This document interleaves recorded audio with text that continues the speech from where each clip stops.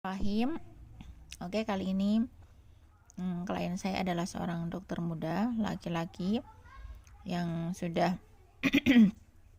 melakukan praktek sebagai dokter umum dan saat ini sedang dilema untuk melanjutkan ke spesialis. Jadi dia punya dua pilihan antara spesialis kandungan dan spesialis penyakit dalam. Tapi ada temannya juga yang menyarankan untuk dia mengambil spesialis anak.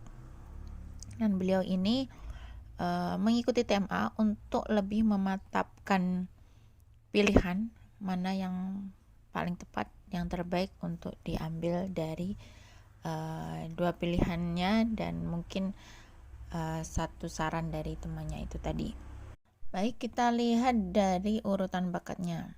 Urutan bakat yang terkuat sampai yang kuat, jadi pendukungnya 1 sampai 14. Saya bacakan secara urut. Yang pertama relator, kedua harmoni, ketiga connectedness, keempat empati, 5 maximizer, 6 achiever, 7 responsibility, 8 includer, 9 adaptability, 10 learner, 11 input, 12 aktivator, 13 developer, dan ke-14 adalah competition. Selanjutnya kita akan cek bakat lemahnya. 7 terlemah ya.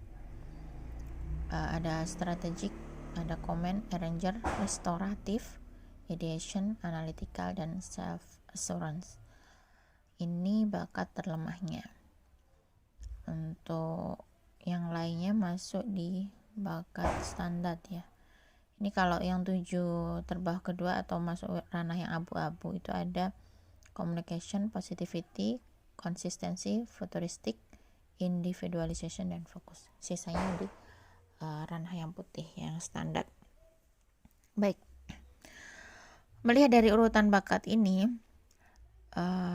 secara simpelnya saya menyarankan untuk mengambil spesialis kandungan. Kenapa? Pertama, ketika Mas Rio ini, sang dokter muda ini, mau mengambil spesialis anak, maka anak-anak itu lebih senang dengan dokter yang ceria, menyenangkan, yang friendly begitu. Dan itu biasanya dimiliki oleh orang-orang positivity. Senang diajak ngobrol, tidak didiem-diemin. Nah, ini communicationnya Mas Rio kan ada di urutan cukup lemah ya. Jadi dari situ saja udah kelihatan kurang pas kalau mengambil spesialis anak. Yang kedua, kenapa kok tidak spesialis penyakit dalam? Kalau menangani pasien dengan penyakit dalam, otomatis dia butuh restoratif yang kuat. Yang namanya penyakit dalam tentu ada organ-organ yang bermasalah, yang mungkin terganggu atau rusak bahkan ya, itu perlu untuk diperbaiki begitu.